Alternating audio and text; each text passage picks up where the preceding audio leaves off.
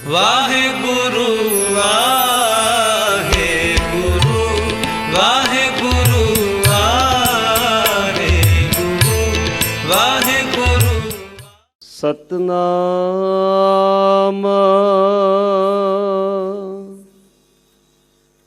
ਸ੍ਰੀ ਵਾਹਿਗੁਰੂ ਸਾਹਿਬ ਜੀ। ਤਿਲੰਗ ਘਰ ਦੂਜਾ ਮਹੱਲਾ ਪੰਜਵਾ। ਤੁਧ ਬਿਨ ਦੂਜਾ ਨਾਹੀ ਕੋਇ,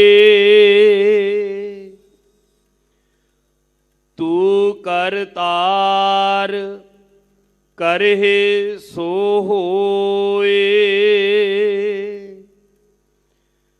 ਤੇਰਾ ਜੋਰ ਤੇਰੀ ਮਨ ਟੇਕ, ਸਦਾ ਸਦਾ ਜਪ ਨਾਨਕ ਏਕ। ਤੁਧ ਬਿਨ ਦੂਜਾ ਨਾਹੀ ਕੋਇ, ਤੂੰ ਕਰਤਾਰ ਕਰਹਿ ਸੋ ਹੋਏ। ਤੇਰਾ ਜੋਰ ਤੇਰੀ ਮਨ ਟੇਕ, ਸਦਾ ਸਦਾ ਜਪ ਨਾਨਕ ਏਕ। ਸਾਬੇ ਉਪਰ ਪਾਰ ਬ੍ਰਹਮ ਦਾਤਾਰ, ਤੇਰੀ ਟੇਕ ਤੇਰਾ ਆਧਾਰ। ਰਹਾਓ ਹੈ ਤੂੰ ਹੋਵਨਹਾਰ, ਅਗਮ ਅਗਾਧ ਊਚ ਆਪਾਰ। ਜੋ ਤੁਧ ਸੇਵਹਿ ਤਿਨ ਭਉ ਦੁਖ ਨਾਹੀ, ਗੁਰ ਪ੍ਰਸਾਦ ਨਾਨਕ ਗੁਣ ਗਾਹੇ। ਜੋ ਦੀਸੈ ਸੋ ਤੇਰਾ ਰੂਪ, ਗੁਣ ਨਿਧਾਨ ਗੋਵਿੰਦ ਅਨੂਪ। ਸਿਮਰ ਸਿਮਰ ਸਿਮਰ ਜਨ ਸੋਏ, ਨਾਨਕ ਕਰਮ ਪ੍ਰਾਪਤ ਹੋਏ। ਜਿਨ ਜਪਿਆ ਤਿਸ ਕੋ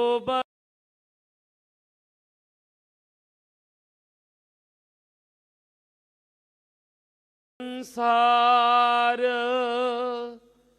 ਕਾਹੋ ਨਾਨਕ ਪ੍ਰਭ ਲੋਚਾ ਪੂਰ, ਸੰਤ ਜਨਾ ਕੀ ਬਾਂਛੋ ਤੂਰ। ਜਿਨ ਜਪਿਆ ਤਿਸ ਕੋ ਬਲਿਹਾਰ, ਤਿਸ ਕੈ ਸੰਗ ਤਰੈ ਸੰਸਾਰ। ਕਹੁ ਨਾਨਕ ਪ੍ਰਭ ਲੋਚਾ ਪੂਰ, ਸੰਤ ਜਨਾ ਕੀ ਬਾਂਛੋ ਤੂਰ। ਵਾਹਿਗੁਰੂ ਜੀ ਕਾ ਖਾਲਸਾ ਵਾਹਿਗੁਰੂ ਜੀ ਕੀ ਫਤਿਹ। ਸਾਹਿਬੇ ਇਕਬਾਲ, ਸਾਹਿਬੇ ਬਰਕਤ, ਸਾਹਿਬੇ ਕਮਾਲ, ਮੁਰਸ਼ਦੇ ਕਾਮਲ, ਕਾਮਲੇ ਰਹਿਬਰ, ਰੋਸ਼ਨੇ ਚਿਰਾਗ, ਨੂਰੇ ਨਜ਼ਰ। ਗਿਆਨ ਦੇ ਸਾਗਰ ਸਮੁੱਚੀ ਮਨੁੱਖਤਾ ਦੇ ਸਾਂਝਾ ਆਤਮਕ ਭੰਡਾਰ, ਸਾਹਿਬ ਗੁਰੂ ਗ੍ਰੰਥ ਸਾਹਿਬ ਜੀ ਦੀ ਪਾਵਨ ਹਜ਼ੂਰੀ ਵਿੱਚ ਜੁੜ ਬੈਠ ਕੇ ਪੀਰਾਂ ਦੇ ਪੀਰ, ਬਾਬਿਆਂ ਦੇ ਬਾਬੇ, ਜੋਗੀਆਂ ਦੇ ਜੋਗੀ, ਨਾਥਾਂ ਦੇ ਨਾਥ, ਰਹਿਬਰਾਂ ਦੇ ਰਹਿਬਰ, ਗੁਰੂਆਂ ਦੇ ਗੁਰੂ, ਮਹਾਨ ਗੁਰੂ ਬੈਠਾ ਸੋਢੀ ਪਾਤਸ਼ਾਹ ਰਾਮਦਾਸ ਸਤਿਗੁਰੂ ਕਹਾਵੈ। ਐਸੇ ਮਹਾਨ ਸਤਿਗੁਰੂ ਦੇ ਪਾਵਨ ਸੱਚਖੰਡ ਸ੍ਰੀ ਦਰਬਾਰ ਸਾਹਿਬ ਤੋਂ ਮੰਜੀ ਸਾਹਿਬ ਦੀਵਾਨ ਹਾਲ ਮਹਾਨ ਅਸਥਾਨ ਤੋਂ ਗੁਰੂ ਕੀ ਕਥਾ ਗੁਰੂ ਗ੍ਰੰਥ ਸਾਹਿਬ ਜੀ ਦੇ ਹੁਕਮ ਅਨੁਸਾਰ ਸੁਣ ਰਹੀ ਸਨਮਾਨਯੋਗ ਸਾਧ ਸੰਗਤ ਜੀਓ, ਗੁਰੂ ਕੀ ਬਖਸ਼ੀ ਫਤਿਹ ਬੁਲਾਓ। ਵਾਹਿਗੁਰੂ ਜੀ ਕਾ ਖਾਲਸਾ, ਵਾਹਿਗੁਰੂ ਜੀ ਕੀ ਫਤਿਹ। ਪਰਮਾਤਮਾ ਵਾਹਿਗੁਰੂ ਉਹਨੇ ਸੰਸਾਰ ਨੂੰ ਬਣਾਇਆ, ਤੁਧ ਸੰਸਾਰ ਉਪਾਇਆ, ਸਿਰੈ ਸਿਰ ਧੰਦਾ ਲਾਇਆ, ਵੇਖੈ ਕੀਤਾ ਆਪਣਾ, ਕਰ ਕੁਦਰਤ ਪਾਸਾ ਢਾਲ ਜੀਓ। ਸੰਸਾਰ ਨੂੰ ਉਸਨੇ ਬਣਾਇਆ ਤੇ ਬਣਾ ਕੇ ਹਰ ਇੱਕ ਨੂੰ ਆਪਣੇ ਕਾਰੇ ਕਰਮਾਂ ਅਨੁਸਾਰ ਲਾਇਆ, ਆਪਣੇ ਹੁਕਮ ਅਨੁਸਾਰ ਸਭ ਨੂੰ ਇਸ ਕਰਮ ਧਰਤੀ ਤੇ ਸੰਭਾਲਿਆ। ਕਿਸੇ ਨੂੰ ਉਹਨੇ ਕਿਤਨਾ ਜ਼ੋਰ ਦਿੱਤਾ, ਕਿਸੇ ਨੂੰ ਜ਼ੋਰ ਵਾਲਾ ਬਣਾਇਆ, ਕਿਸੇ ਨੂੰ ਕਮਜ਼ੋਰ ਬਣਾਇਆ, ਪਰ ਉਸ ਵਰਗਾ ਜ਼ੋਰ, ਮਾਲਕ ਵਾਹਿਗੁਰੂ ਵਰਗਾ ਜ਼ੋਰ ਕਿਸੇ ਵਿੱਚ ਨਹੀਂ ਹੈ। ਹੁਕਮ ਰਾਹੀਂ ਇਸ ਗੱਲ ਨੂੰ ਸਮਝਣਾ ਹੈ। ਕਰੋ ਕਿਰਪਾ, ਮਨ ਜੇ ਕਿਤੇ ਭਟਕ ਰਿਹਾ ਏ, ਮਨ ਨੂੰ ਆਵਾਜ਼ ਮਾਰੋ, ਮੇਰੇ ਮਨ ਪਰਦੇਸੀ ਵੇ ਪਿਆਰੇ, ਆਓ ਘਰੇ ਤੇ ਇੱਕ ਵਾਰੀ ਗੱਜ ਕੇ ਉਚਾਰਨ ਕਰੋ, ਸਤਨਾਮ ਸ੍ਰੀ ਵਾਹਿਗੁਰੂ। ਇੱਕ ਵਾਰੀ ਫਿਰ ਆਖੋ, ਸਤਨਾਮ ਸ੍ਰੀ ਵਾਹਿਗੁਰੂ। ਸਤਨਾਮ ਸ੍ਰੀ ਵਾਹਿਗੁਰੂ ਸਾਹਿਬ ਜੀ। ਤਿਲੰਗ ਘਰ ਦੂਜਾ, ਮਹੱਲਾ ਪੰਜਵਾ। ਤੁਧ ਬਿਨ ਦੂਜਾ ਨਾਹੀ ਕੋਏ। ਤਿਲੰਗ ਰਾਗ ਹੈ, ਘਰ ਦੂਜਾ। ਰਾਗ ਅਨੁਸਾਰ ਇਹਨੂੰ ਦੂਜੇ ਘਰ ਚ ਗਾਉਣਾ ਹੈ। ਵਾਜੇ ਦੇ ਸੁਰਾਂ ਦੇ ਘਰ ਹੁੰਦੇ ਨੇ, ਇਹਨੂੰ ਦੂਜੇ ਘਰ ਚ ਗਾਉਣਾ ਹੈ। ਮਹੱਲਾ ਪੰਜਵਾਂ। ਸਾਹਿਬ ਗੁਰੂ ਅਰਜਨ ਦੇਵ ਪੰਜਵੇਂ ਪਾਤਸ਼ਾਹ ਜੀ ਦਾ ਇਹ ਪਾਵਨ ਹੁਕਮ ਹੈ। ਸਾਹਿਬ ਕਹਿੰਦੇ, ਤੁਧ ਬਿਨ ਦੂਜਾ ਨਾਹੀ ਕੋਏ। ਤੇਰੇ ਵਰਗਾ ਹੋਰ ਕੋਈ ਦੂਜਾ ਨਹੀਂ ਹੈ ਤੇ ਹੋ ਵੀ ਨਹੀਂ ਸਕਦਾ। ਤੂੰ ਆਪਣੇ ਵਰਗਾ ਆਪ ਹੀ ਹੈ। ਏ ਵੱਡ ਉੱਚਾ ਹੋਵੈ ਕੋਏ, ਤਿਸ ਉੱਚੇ ਕੋ ਜਾਣੈ ਸੋਏ। ਤੇਰੇ ਜਿੱਡਾ ਕੋਈ ਉੱਚਾ ਹੋਵੇ ਤੇ ਤੈਨੂੰ ਜਾਣ ਸਕੇ, ਤੈਨੂੰ ਤੇ ਕੋਈ ਜਾਣ ਵੀ ਨਹੀਂ ਸਕਦਾ। ਤੂੰ ਬੇਅੰਤ ਹੈ, ਪਰਾਂ ਤੋਂ ਪਰਾਂ ਹੈ, ਤੇਰੇ ਵਰਗਾ ਹੋਰ ਕੋਈ ਹੋ ਨਹੀਂ ਸਕਦਾ। ਤੂੰ ਕਰਤਾਰ ਕਰਹਿ ਸੋ ਹੋਏ। ਤੂੰ ਕਰਤਾਰ ਕਰਹਿ ਸੋ ਹੋਏ। ਜੋ ਤੂੰ ਕਰਦਾ ਹੈ ਉਹੀ ਹੁੰਦਾ ਹੈ। ਤੇਰੇ ਹੁਕਮ ਤੋਂ ਬਾਹਰ ਕੁਝ ਨਹੀਂ ਹੈ। ਜੇ ਹਵਾ ਜੀਵਨ ਦੇ ਰਹੀ ਹੈ ਭੈ ਵਿੱਚ ਪਾਉਣ ਵਹਿ ਸਦਵਾਓ, ਭੈ ਵਿੱਚ ਚੱਲਹਿ ਲਖ ਦਰਿਆਓ, ਭੈ ਵਿੱਚ ਅਗਨ ਕਢੈ ਵੇਗਾਰ, ਭੈ ਵਿੱਚ ਧਰਤੀ ਦੱਬੀ ਭਾਰ। ਇਹ ਪੂਰੀ ਸ੍ਰਿਸ਼ਟੀ ਜੋ ਚੱਲ ਰਹੀ ਹੈ ਇਹ ਤੇਰੇ ਹੁਕਮ ਦੇ ਵਿੱਚ ਬੱਜੀ ਹੋਈ ਹੈ। ਭਾਵ ਕਿ ਤੇਰੇ ਡਰ ਵਿੱਚ ਹੈ, ਤੇਰੇ ਤੋਂ ਬਾਹਰ ਕੁਝ ਵੀ ਨਹੀਂ ਹੈ। ਤੂੰ ਕਰਤਾਰ ਕਰਹਿ ਸੋ ਹੋਏ। ਕਰਤਾਰ ਸ਼ਬਦ ਬਹੁਤ ਪਿਆਰਾ ਹੈ, ਗਲ ਚੇਤੇ ਆਈ। ਸਾਹਿਬ ਗੁਰੂ ਨਾਨਕ ਦੇਵ ਸਾਹਿਬ ਸਤਿਗੁਰੂ ਨਾ ਜਦ ਕਰਤਾਰਪੁਰ ਦੀ ਜੂਹ ਵਿੱਚ ਪੁੱਜੇ ਤੇ ਜਿਸ ਜ਼ਮੀਨ ਪੈਲੀ ਤੇ ਸਾਹਿਬ ਜਾ ਕੇ ਟਿਕੇ ਉਹ ਜ਼ਮੀਨ ਸੀ ਦੋਦਾ ਚੌਧਰੀ ਦੀ। ਤੇ ਸਾਹਿਬ ਨੇ ਜਦ ਉੱਥੇ ਜਾ ਕੇ ਬਾਣੀ ਪੜ੍ਹਦਿਆਂ ਆਲਾਪ ਲਿਆ, ਉਹ ਸੁਰੀਲੀ ਆਵਾਜ਼ ਸੁਣ ਕੇ, ਅੰਮ੍ਰਿਤ ਵਰਗੀ ਮਿੱਠੀ ਬਾਣੀ ਸੁਣ ਕੇ, ਜੋ ਖੇਤਾਂ 'ਚ ਪੈਲੀ 'ਚ ਕੰਮ ਕਰਨ ਵਾਲੇ ਕਿਸਾਨ ਸਨ ਉਹ ਦੌੜ ਪਏ। ਤੇ ਇਉਂ ਜਾਣੋ ਪਸ਼ੂ ਪੰਛੀ ਤੱਕ ਵੀ ਸੁੰਨ ਹੋ ਗਏ ਬਿਲਕੁਲ। ਦੌੜਦਿਆਂ ਜਦ ਸਾਹਿਬ ਕੋਲ ਪੁੱਜੇ ਤੇ ਕੀਰਤਨ ਸੁਣਿਆ ਤੇ ਸਾਹਿਬ ਨੇ ਬਚਨ ਵੀ ਕੀਤੇ ਤੇ ਅੱਗੇ ਤੋਂ ਅੱਗੇ ਸਭ ਨੂੰ ਪਤਾ ਲੱਗ ਗਿਆ। ਉੱਥੇ ਸਤਸੰਗ ਹੋਣ ਲੱਗਿਆ। ਜਦ ਸਤਸੰਗ ਹੋਣ ਲੱਗਿਆ ਸਾਹਿਬ ਕੁਝ ਦਿਨ ਇੱਥੇ ਟਿਕੇ ਤੇ ਦੋਦਾ ਚੌਧਰੀ ਦੀ ਜੋ ਪਤਨੀ ਸੀ ਉਹ ਰੋਜ਼ ਦੁੱਧ ਗਰਮ ਕਰਕੇ ਲਿਆਉਂਦੀ ਸੀ ਸਾਹਿਬ ਲਈ। ਤੇ ਆਪਣੇ ਪਤੀ ਨੂੰ ਵੀ ਕਿਤੇ ਕਹਿ ਦਿੱਤਾ ਵੀ ਹੁਣ ਤੇ ਬੜੀ ਸੰਗਤ ਇਕੱਠੀ ਹੋਣ ਲੱਗ ਗਈ ਹੈ, ਮਹਾਨ ਪੁਰਖ ਆਏ ਨੇ, ਬਚਨ ਸੁਣਿਆ ਕਰੋ ਚੜ ਕੇ। ਪਰ ਉਹਨੂੰ ਤੇ ਮਾਣ ਸੀ ਵੀ ਸਤਿਗੁਰੂ ਮੇਰੀ ਜ਼ਮੀਨ ਮੇਰੀ ਪੈਲੀ 'ਚ ਬੈਠੇ ਨੇ। ਪਰ ਪਤਨੀ ਦੀ ਗੱਲ ਜਦ ਕਈ ਵਾਰੀ ਕਿਹਾ ਤੇ ਮੰਨੀ। ਪਰ ਉਸ ਵੇਲੇ ਆਇਆ ਜਦ ਸਤਸੰਗ ਦੀ ਸਮਾਪਤੀ ਹੋ ਚੁੱਕੀ ਸੀ, ਲੋਕ ਜਾ ਰਹੇ ਸਨ ਤੇ ਆ ਕੇ ਗੋਡੇ ਹੱਥ ਲਾ ਕੇ ਪੂਰੀ ਤਰ੍ਹਾਂ ਝੁਕਿਆ ਵੀ ਨਹੀਂ ਤੇ ਬੈਠ ਕੇ ਕਹਿੰਦਾ ਮਹਾਂਪੁਰਖੋ ਕਿਰਪਾ ਕਰੋ। ਸਾਹਿਬ ਮੁਸਕਰਾਏ, ਵੇਖ ਲਿਆ ਕਿ ਅੰਦਰ ਤੱਕ ਹੰਕਾਰ ਨਾਲ ਭਰਿਆ ਹੋਇਆ ਏ। ਤੇ ਦੋਦੇ ਨੇ ਬੈਠਦਿਆਂ ਹੀ ਕਹਿ ਦਿੱਤਾ, ਸਤਿਗੁਰੂ ਤੁਹਾਨੂੰ ਪਤਾ ਹੈ ਤੁਸੀਂ ਜਿੱਥੇ ਬੈਠੇ ਹੋ ਜ਼ਮੀਨ ਕਿਸ ਦੀ, ਪੈਲੀ ਕਿਸ ਦੀ ਹੈ? ਇਹ ਮੇਰੀ ਹੈ। ਤੁਹਾਨੂੰ ਪਤਾ ਹੈ ਜੋ ਦੁੱਧ ਛਕਾਉਂਦੀ ਆ ਕੇ ਉਹ ਮੇਰੀ ਪਤਨੀ ਹੈ, ਉਹ ਦੁੱਧ ਮੇਰੇ ਘਰੋਂ ਆਉਂਦਾ ਹੈ। ਸਤਿਗੁਰੂ ਨੇ ਮੁਸਕਰਾਉਂਦਿਆਂ ਕਹਿ ਦਿੱਤਾ ਕਿ ਦੋਦਿਆ ਉਹ ਦੁੱਧ ਤੈਨੂੰ ਮਿਲਦਾ ਕਿੱਥੋਂ ਹੈ?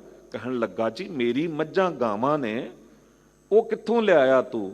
ਕਹਿੰਦਾ ਜੀ ਜਿਨਸ ਫਸਲ ਵੇਚੀ ਤੇ ਉਹ ਖਰੀਦੀਆਂ ਨੇ, ਕਿਤੋਂ ਚੋਰੀ ਥੋੜਾ ਕੀਤੀਆਂ ਨੇ। ਤੇ ਉਹ ਜੋ ਫਸਲ, ਉਹ ਜੋ ਤੈਨੂੰ ਜਿਨਸ ਮਿਲੀ ਉਹ ਕਿੱਥੋਂ ਮਿਲੀ? ਪੈਲੀ ਵਿੱਚੋਂ। ਇਹ ਕਿਹਦੀ ਹੈ? ਮੇਰੀ ਹੈ। ਤੇਰੇ ਤੋਂ ਪਹਿਲਾਂ ਕਿਸ ਦੀ ਸੀ?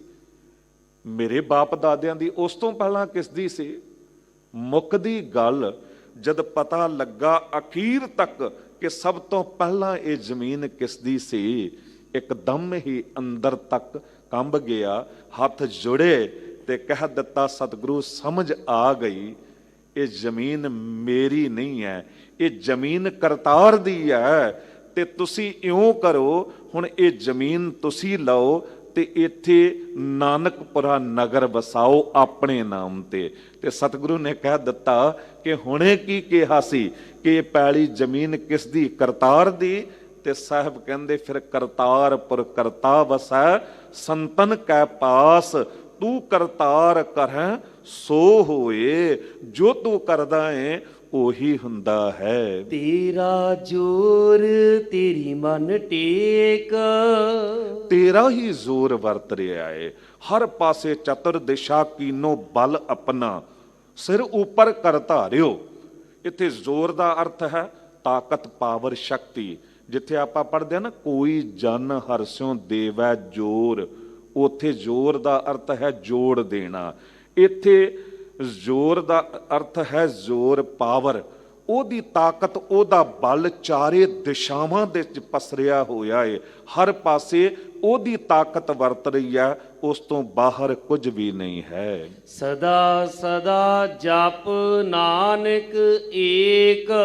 ਇਸ ਕਰਕੇ ਸਦਾ ਹੀ ਉਸ ਮਾਲਕ ਵਾਹਿਗੁਰੂ ਜੀ ਦਾ ਨਾਮ ਜਪਣਾ ਚਾਹੀਦਾ ਹੈ, ਉਹਦੀ ਟੇਕ ਲੈਣੀ ਚਾਹੀਦੀ ਹੈ। ਤੇ ਜਿਸ ਨੇ ਉਸ ਦੀ ਟੇਕ ਲਈ ਉਹਨੂੰ ਕਦੀ ਕੋਈ ਧੋਖਾ ਨਾ ਹੋਇਆ, ਕਿਉਂਕਿ ਉਹਨੇ ਸਮਝ ਲਿਆ ਇਸ ਗੱਲ ਨੂੰ ਕਿ ਹਰ ਪਾਸੇ ਉਸ ਮਾਲਕ ਵਾਹਿਗੁਰੂ ਜੀ ਦਾ ਜ਼ੋਰ ਵਰਤ ਰਿਹਾ ਹੈ, ਉਹਦੇ ਕਰਕੇ ਸਭ ਕੁਝ ਹੈ। ਫਿਰ ਉਹਨੇ ਮਾਂ-ਬਾਪ ਦੀ ਜਾਇਦਾਦ ਉੱਤੇ ਮਾਣ ਨਹੀਂ ਕੀਤਾ, ਭੈਣ ਭਰਾਵਾਂ ਦੀ ਤਾਕਤ ਪਾਵਰ ਉੱਤੇ ਕੋਈ ਮਾਣ ਨਹੀਂ ਕੀਤਾ। ਉਹਨੂੰ ਸਮਝ ਆ ਗਈ ਤੇ ਕਹਿ ਦਿੱਤਾ ਬਾਬਾ ਕਬੀਰ ਸਾਹਿਬ ਜੀ ਵਰਗਿਆਂ ਨੇ, ਤੁਮ ਜੋ ਕਹੀਤ ਹੋ ਨੰਦ ਕੋ ਨੰਦਨ, ਨੰਦ ਸੋ ਨੰਦਨ ਕਾ ਕੋਰੇ। ਜੇ ਤੁਸੀਂ ਕਹਿੰਦੇ ਹੋ ਕਿ ਸ੍ਰੀ ਕ੍ਰਿਸ਼ਨ ਜੀ ਨੰਦ ਦੇ ਪੁੱਤਰ ਨੇ, ਫਿਰ ਇਹ ਦੱਸੋ ਨੰਦ ਕਿਸ ਦਾ ਪੁੱਤਰ ਹੈ? ਕਹਿੰਦੇ ਆਪਣੇ ਪਿਤਾ ਦਾ। ਕਹਿੰਦੇ ਫਿਰ ਇਹ ਦੱਸੋ ਉਹਦਾ ਪਿਤਾ ਜੋ ਉਹ ਕਿਸ ਦਾ ਪੁੱਤਰ ਹੈ? ਕਹਿੰਦੇ ਆਪਣੇ ਪਿਤਾ ਦਾ। ਤੇ ਸਾਹਿਬ ਕਹਿੰਦੇ ਗੱਲ ਮੁਕਾਓ, ਜਦ ਕੋਈ ਸੀ ਹੀ ਨਹੀਂ, माय ना होती, बाप ना होता, कर्म ना होती काया, हम नहीं होते, तुम नहीं होते, कौन कहाँ ते आया।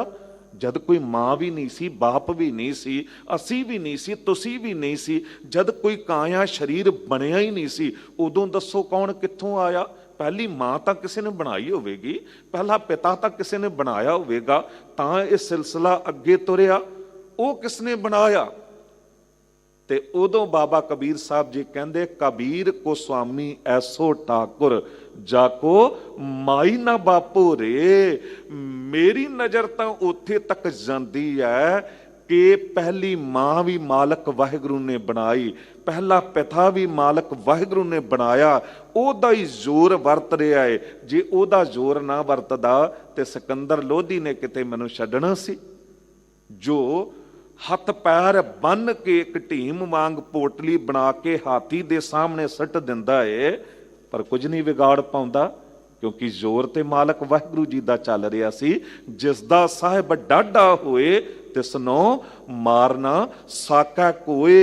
उस दी टेक कबीर साहब ने लई हुई सी, उस दी टेक गुरु अर्जन देव साहब जी ने लई, ते कोई कुछ नहीं बिगाड़ सकिया। सदा सदा जप नानक एक। नानक जी कहते इस करके सदा ही मालक वाहिगुरू जी का नाम जपदे रहो। साबे ऊपर पार ब्रह्म दातार, सब ऊपर पार ब्रह्म दातार, सारियां दे उत्ते ਉਹ ਦੇਣ ਵਾਲਾ ਦਾਤਾ ਉਹੀ ਹੈ। ਜੇ ਮਾਂ-ਬਾਪ ਦੇ ਰੂਪ ਵਿੱਚ ਕੁਝ ਮਿਲ ਰਿਹਾ ਹੈ ਤਾਂ ਵੀ ਉਹੀ ਦੇ ਰਿਹਾ ਹੈ, ਜੇ ਭੈਣ ਭਰਾਵਾਂ ਦੇ ਰੂਪ ਵਿੱਚ ਕੁਝ ਮਿਲ ਰਿਹਾ ਹੈ ਤਾਂ ਵੀ ਪਿੱਛੇ ਉਹੀ ਖੜਾ ਹੈ। ਜੇ ਉਹ ਦੇਵੇ ਨਾ ਸਭ ਕੁਝ ਖੋ ਲਵੇ, ਏਕ ਪਹੀਨਾ ਦੇ 10 ਪੀਰ ਲੈ, ਤਾਂ ਮੂੜਾ ਕੋਹਕਾ ਕਰੇ, ਅਸੀਂ ਉਹਦਾ ਕੁਝ ਨਹੀਂ ਵਿਗਾੜ ਸਕਦੇ। ਉਹ ਸਭ ਤੋਂ ਵੱਡਾ ਦਾਤਾ ਹੈ। ਕਈ ਵਾਰੀ ਨਾ ਕਥਾ ਕਰਕੇ ਨਿਕਲੋ ਤੇ ਕੋਈ ਵੀ ਸੰਗਤ ਵਿੱਚੋਂ ਸਵਾਲ ਕਰ ਦਿੰਦਾ ਹੈ, ਕਿਸ ਵੇਲੇ ਕੋਈ ਕੀ ਪੁੱਛ ਲਵੇ ਪਤਾ ਨਹੀਂ ਹੁੰਦਾ। ਤੇ ਅਮਰੀਕਾ ਪਲੇਨ ਵਿਊ ਗੁਰਦੁਆਰੇ ਦਾਸ ਕਥਾ ਕਰਕੇ ਨਿਕਲੇ ਆ, ਤੇ ਇੱਕ ਬਜ਼ੁਰਗ ਨੇ ਸਵਾਲ ਕਰ ਦਿੱਤਾ ਕਿ ਗਿਆਨੀ ਜੀ ਅਹੰਕਾਰ ਕਿਸ ਨੂੰ ਕਹਿੰਦੇ ਨੇ। ਤੇ ਉਦੋਂ ਜੋ ਬਚਨ ਨਿਕਲੇ ਗੁਰੂ ਕਿਰਪਾ ਸਦਕਾ ਦਾਸ ਨੂੰ ਚੇਤੇ ਨੇ। ਦਾਸ ਨੇ ਬੇਨਤੀ ਕੀਤੀ, ਬਜ਼ੁਰਗੋ ਜਦ ਵੀ ਕੋਈ ਦਾਤੇ ਤੋਂ ਉੱਪਰ ਦਾਤ ਨੂੰ ਸਮਝ ਲੈਂਦਾ ਹੈ ਨਾ, ਉਦੋਂ ਹੀ ਉਹ ਦਾਤ ਅਹੰਕਾਰ ਬਣ ਜਾਂਦੀ ਹੈ। ਉਦੋਂ ਹੀ ਉਹ ਦਾਤ ਅਹੰਕਾਰ ਬਣ ਜਾਂਦੀ ਹੈ। ਜਦ ਦਾਤ ਪਿਆਰੀ ਵਿਸਰਿਆ ਦਾ ਤਾਰਾ, ਉਹ ਤੇ ਕਿਰਪਾ ਕਰਕੇ ਮਾਣ ਦਿੰਦਾ ਹੈ, ਪਰ ਮਨੁੱਖ ਉਹਨੂੰ ਅਭਿਮਾਨ ਬਣਾ ਲੈਂਦਾ ਹੈ। ਉਹ ਕਿੱਡਾ ਵੱਡਾ ਦਾਤਾ ਹੈ। ਸਭਨਾ ਜੀਆਂ ਕਾ ਇੱਕ ਦਾਤਾ, ਸੋ ਮੈਂ ਵਿਸਰ ਨਾ ਜਾਈ। ਕਿੰਨਾ ਕੁ ਵੱਡਾ ਦਾਤਾ ਹੈ। ਤੇਰਾ ਦਾਨਾ ਕੀਮਤ ਨਾ ਪਵੈ, ਤਿਸ ਦਾਤਾ ਕੌਣ ਸ਼ੁਮਾਰ। ਕਹਿੰਦੇ ਤੇਰੇ ਦਿੱਤੇ ਦਾਨ ਦਾ ਕੋਈ ਅੰਤ ਪੈ ਨਹੀਂ ਸਕਦਾ, ਕਿਉਂਕਿ ਤੂੰ ਕੀਤਾ ਕੀ ਹੈ, ਜੋ ਕਿਛ ਪਾਇਆ ਸੋ ਏਕਾ ਵਾਰ। ਤੂੰ ਇੱਕੋ ਵਾਰੀ ਖਜ਼ਾਨੇ ਭਰ ਦਿੱਤੇ ਨੇ, ਬਾਰ-ਬਾਰ ਤੈਨੂੰ ਕੁਝ ਬਣਾਉਣ ਦੀ ਲੋੜ ਨਹੀਂ। ਤੂੰ ਹਵਾ ਪਵਨ ਬਣਾਈ, ਇੱਕੋ ਵਾਰੀ ਬਣਾ ਦਿੱਤੀ। ਜੈਸੇ ਰਾਜ ਰੰਗ ਕੋ ਲਾਗੈ ਤੁਲ ਪਵਾਨ, ਅਮੀਰ ਗਰੀਬ ਨੂੰ ਬਰਾਬਰ ਆਕਸੀਜਨ ਮਿਲ ਰਹੀ ਹੈ। ਇਹ ਜਿਹੜਾ ਦੌਰ ਚੱਲ ਰਿਹਾ ਮਹਾਮਾਰੀ ਦਾ, ਇਹ ਪਿੱਛੇ ਵੀ ਜੋ ਪਿੱਛੇ 2 ਲਹਿਰਾਂ ਆਈਆਂ, ਉਦੋਂ ਮਨੁੱਖ ਨੂੰ ਸਮਝ ਆਈ ਕਿ ਆਕਸੀਜਨ ਕੀ ਹੈ। ਉਦੋਂ ਪਤਾ ਲੱਗਾ ਕਿ ਆਕਸੀਜਨ ਸਿਲੰਡਰ ਕੀ ਨੇ। ਜੋ ਸਿਲੰਡਰ 25 ਹਜ਼ਾਰਾਂ ਚ 50 ਹਜ਼ਾਰਾਂ ਚ ਵਿਕ ਰਹੇ ਸਨ, ਕਿਉਂ ਵਿਕ ਰਹੇ ਸਨ? ਕਿਉਂਕਿ ਮਾਲਕ ਵਾਹਿਗੁਰੂ ਸਮਝਾਉਣਾ ਚਾਹੁੰਦਾ ਸੀ ਕਿ ਇਹ ਮਨੁੱਖ ਤੂੰ ਬਹੁਤ ਪਛਤਾਵੇਂਗਾ। ਇਹ 40 ਸਾਲ ਪਹਿਲਾਂ, ਕੋਈ 35-40 ਸਾਲ ਪਹਿਲਾਂ ਨਾ ਇੱਕ ਆਵਾਜ਼ ਉੱਠੀ ਸੀ ਕਿ ਬਈ ਧਰਤੀ ਦੇ ਉੱਤੇ ਆਬਾਦੀ ਵਧਾਓ ਤੇ ਦਰਖਤ ਰੁੱਖ ਕੱਟ ਦਿਓ, ਰੁੱਖ ਕੱਟ ਦਿਓ। ਬੜੇ ਰੁੱਖ ਕੱਟੇ ਗਏ, ਦਰਖਤ ਕੱਟੇ ਗਏ। ਹੁਣ ਆਵਾਜ਼ ਉੱਠੀ ਹੈ ਕਿ ਨਹੀਂ, ਦਰਖਤ ਚਾਹੀਦੇ ਨੇ। ਹੁਣ ਪਛਤਾਵਾ ਹੋਇਆ। ਹੁਣ ਕਈ ਜਗ੍ਹਾ ਬੋਰਡ ਲਿਖੇ ਤੁਹਾਨੂੰ ਪੜ੍ਹਨ ਨੂੰ ਮਿਲ ਜਾਂਦੇ ਨੇ, ਰੁੱਖ ਲਾਓ, ਰੁੱਖਾਂ ਨੂੰ ਬਚਾਓ। ਕਿਉਂ? ਕਿਉਂਕਿ ਹੁਣ ਪਛਤਾਉਣਾ ਪੈ ਰਿਹਾ ਹੈ। ਮਨੁੱਖ ਦਾ ਸੁਭਾਅ ਕੀ ਹੈ ਕਿ ਅੱਜ ਦੇ ਕੰਮ ਉੱਤੇ ਕੱਲ ਪਛਤਾਉਣਾ ਪਵੇ ਤੇ ਕੱਲ ਦੇ ਕੰਮ ਉੱਤੇ ਪਰਸੋਂ ਪਛਤਾਉਣਾ ਪਵੇ। ਤੇ ਜੇ ਇਉਂ ਫੇਰ ਗਲਤ ਕੰਮ ਕਰੀ ਹੀ ਜਾਵੇ ਤੇ ਪੂਰੀ ਜ਼ਿੰਦਗੀ ਹੀ ਪਛਤਾਵਾ ਬਣ ਜਾਂਦੀ ਹੈ। ਤੇ ਪਛਤਾਵਾ ਹੀ ਆਤਮ ਦਾਹ ਹੈ, ਆਤਮ ਘਾਤ ਹੈ। ਉਦੋਂ ਆਤਮਾ ਮਰ ਜਾਂਦੀ ਹੈ ਕਿਉਂਕਿ ਪਛਤਾਵਾ ਹੀ ਰਹਿ ਗਿਆ, ਹੱਥ ਪੱਲੇ ਕੁਝ ਰਿਹਾ ਹੀ ਨਹੀਂ। ਜ਼ਿੰਦਗੀ ਪੂਰੀ ਅਜਾਈਂ ਬੀਤ ਗਈ ਤੇ ਪਛਤਾਵਾ ਹੀ ਰਹਿ ਗਿਆ। ਕਹਿੰਦੇ ਸਨ ਸੰਤ ਬਾਬਾ ਜਰਨੈਲ ਸਿੰਘ ਜੀ ਪਿੰਡਰਾ ਵਾਲੇ, ਕਹਿੰਦੇ ਸਰੀਰ ਦੀ ਮੌਤ ਨੂੰ ਮੈਂ ਮੌਤ ਨਹੀਂ ਮੰਨਦਾ, ਜ਼ਮੀਰ ਦੀ ਮੌਤ, ਜ਼ਮੀਰ ਦਾ ਮਰ ਜਾਣਾ, ਆਤਮਾ ਦਾ ਮਰ ਜਾਣਾ ਅਸਲ ਮਰ ਜਾਣਾ ਹੈ। ਜੇ ਕਿਤੇ ਚਲੇ ਜੁਆਰੀ ਦੋਏ ਹੱਥ ਝਾਰ, ਤੇ ਫਿਰ ਗੱਲ ਤੇ ਇਹੀ ਹੈ ਕਿ ਪਛਤਾਉਂਦਿਆਂ ਹੀ ਗਏ ਸੰਸਾਰ ਤੋਂ, ਕਿਉਂਕਿ ਸਮਝ ਨਹੀਂ ਆਈ ਕਿ ਦੇਣ ਵਾਲਾ ਦਾਤਾ ਉਹ ਹੈ, ਦਾਤਾਰ ਉਹ ਹੈ। ਸਾਖੀ ਪ੍ਰਮਾਣ ਵਾਲੇ ਨੇ ਇੱਕ ਗਾਥਾ ਲਿਖੀ, ਪੜ੍ਹ ਕੇ ਮਨ ਗਦਗਦ ਹੋ ਗਿਆ। ਕਹਿੰਦੇ ਕਿ ਇਹੋ ਜਿਹਾ ਦੁਨਿਆਵੀ ਦਾਤਾ ਸੀ ਜਿਹਨੇ ਆਪਣੇ ਘਰ ਦੇ 4 ਦਰਵਾਜ਼ੇ ਰੱਖੇ ਸੀ ਤੇ 4 ਦਰਵਾਜ਼ਿਆਂ ਤੋਂ ਲੋੜਵੰਦ ਆਉਂਦੇ ਸੀ, ਇਹ ਦੋਨਾਂ ਹੱਥਾਂ ਨਾਲ ਵੰਡਦਾ ਰਹਿੰਦਾ ਸੀ। ਪਰ ਵੰਡਦਿਆਂ ਹੋਇਆਂ ਇਹ ਆਪਣੀ ਨਿਗਾਹ ਹਮੇਸ਼ਾ ਥੱਲੇ ਰੱਖਦਾ ਸੀ, ਨਜ਼ਰ ਥੱਲੇ ਰੱਖਦਾ ਸੀ। ਕਿਸੇ ਲੰਮੀ ਨਜ਼ਰ ਵਾਲੇ ਨੇ ਇਸ ਗੱਲ ਤੇ ਗੌਰ ਕੀਤਾ ਤੇ ਪੁੱਛ ਲਿਆ, ਸੱਜਣਾ ਇਹ ਤੇ ਸੰਸਾਰ ਹੈ, ਇੱਥੇ ਕੋਈ 1 ਰੁਪਈਆ ਵੀ ਕਿਸੇ ਨੂੰ ਦਿੰਦਾ ਹੈ ਨਾ ਤੇ ਟਣਕਾ ਕੇ ਦਿੰਦਾ ਹੈ, ਲੋਕਾਂ ਨੂੰ ਵਿਖਾ ਕੇ, ਉੱਪਰ ਹੱਥ ਕਰਕੇ ਤੇ ਸਿਰ ਉੱਚਾ ਕਰਕੇ ਦਿੰਦਾ ਏ। ਤੂੰ ਇਤਨਾ ਕੁਝ ਵੰਡ ਰਿਹਾ ਹੈ, ਫਿਰ ਵੀ ਤੇਰੀ ਨਿਗਾਹ ਥੱਲੇ ਕਿਉਂ ਹੈ? ਉਹਨੇ ਜਵਾਬ ਬੜਾ ਪਿਆਰਾ ਦਿੱਤਾ। ਉਹਨੇ ਜਦ ਪੁੱਛਿਆ ਨਾ ਸਾਹਮਣੇ ਵਾਲੇ ਨੇ, 4 ਦੁਆਰੈ ਦੇਤ ਹੋ, ਦੇਵਤ ਹੋ ਦਿਨ ਰੈਨ, ਏਤੇ ਦਾਨ ਕਰੇਂਦਿਆਂ ਫਿਰ ਕਿਉਂ ਨੀਚੇ ਨੈਣ। ਤੇ ਉਹਨੇ ਜਵਾਬ ਦਿੱਤਾ, ਸਭ ਕੋ ਦਾਤਾ ਰਾਮ ਹੈ, ਦੇਵਤ ਹੈ ਦਿਨ ਰੈਨ, ਲੋਗ ਨਾਮ ਮੇਰੋ ਕਹੇ ਜਾਂ ਤੇ ਨੀਚੇ ਨੈਣ। ਕਹਿੰਦੇ ਉਹਨੇ ਮੈਨੂੰ ਕਾਰੋਬਾਰ ਦਿੱਤੇ ਨੇ, ਉਹਨੇ ਮੈਨੂੰ ਵਪਾਰ ਦਿੱਤੇ ਨੇ, ਉਹ ਦੇ ਰਿਹਾ ਏ ਤੇ ਮੈਂ ਅੱਗੇ ਦੇ ਰਿਹਾ ਹਾਂ। ਦੇਣ ਵਾਲਾ ਉਹ ਹੈ, ਨਾਮ ਲੋਕ ਮੇਰਾ ਲੈਂਦੇ ਨੇ, ਬੰਦੇ ਨਾਮ ਜਾ ਕੇ ਅੱਗੇ ਮੇਰਾ ਲੈਂਦੇ ਨੇ ਤੇ ਮੈਂ ਆਪਣੀਆਂ ਅੱਖਾਂ ਉਸ ਸ਼ਰਮ ਦੇ ਕਰਕੇ ਨੀਵੀਆਂ ਕਰ ਲੈਂਦਾ ਹਾਂ। ਅਸਲ ਵਿੱਚ ਗੁਰੂ ਤੇਗ ਬਹਾਦਰ ਸਾਹਿਬ ਜੀ ਨੇ ਵੀ ਕਹਿ ਦਿੱਤਾ, ਜਗਤ ਭਿਖਾਰੀ ਫਿਰਤ ਹੈ, ਸਭ ਕੋ ਦਾਤਾ ਰਾਮ। ਇਹੀ ਤੇ ਦਰਬਾਰ ਸਾਹਿਬ। ਕਹਿੰਦੇ ਇੱਕ ਦਿਨ ਮਹਾਰਾਜਾ ਰਣਜੀਤ ਸਿੰਘ ਕੱਲਮ ਕੱਲੇ ਤੁਰ ਕੇ ਦਰਬਾਰ ਸਾਹਿਬ ਆ ਗਏ। ਇੱਥੇ ਦੇ ਵਜ਼ੀਰ ਕੋਤਵਾਲ ਪ੍ਰਸ਼ਾਸਨ ਦੌੜ ਕੇ ਚਰਨਾਂ 'ਚ ਡਿੱਗਾ, ਮਹਾਰਾਜਾ ਜੀ ਇਹ ਕੀ ਖੇਡ ਵਰਤਾਈ ਹੈ? ਤੁਸੀਂ ਕੱਲਮ ਕੱਲੇ ਆ ਗਏ, ਦੱਸਿਆ ਵੀ ਨਹੀਂ। ਤੁਸੀਂ ਦੱਸਦੇ ਸ਼ਹਿਰ ਨੂੰ ਸਜਾਉਣਾ ਸੀ, ਗੇਟ ਲਾਉਣੇ ਸਨ, ਬੈਂਡ ਬਾਜਿਆਂ ਨਾਲ ਤੁਹਾਡਾ ਸਵਾਗਤ ਕਰਨਾ ਸੀ। ਮਹਾਰਾਜਾ ਦੀ ਸਵਾਰੀ ਆ ਰਹੀ, ਸ਼ਾਨ ਨਾਲ ਆਉਣੀ ਚਾਹੀਦੀ ਹੈ। ਤੇ ਮਹਾਰਾਜਾ ਰਣਜੀਤ ਸਿੰਘ ਨੇ ਪਤਾ ਕੀ ਕਿਹਾ? ਕਹਿੰਦੇ ਮਹਾਰਾਜਾ ਨਹੀਂ ਆਇਆ, ਗੁਰੂ ਰਾਮਦਾਸ ਸਾਹਿਬ ਜੀ ਦੇ ਦਰ ਦਾ ਮੰਗਤਾ ਆਇਆ ਹੈ। ਦਾਤਾ ਉਹ ਹੈ, ਮੰਗਤਾ ਆਇਆ ਹੈ। ਤੇ ਭਿਖਾਰੀਆਂ ਨੂੰ ਸ਼ਾਨ ਸੋਭਦੀ ਨਹੀਂ ਹੈ।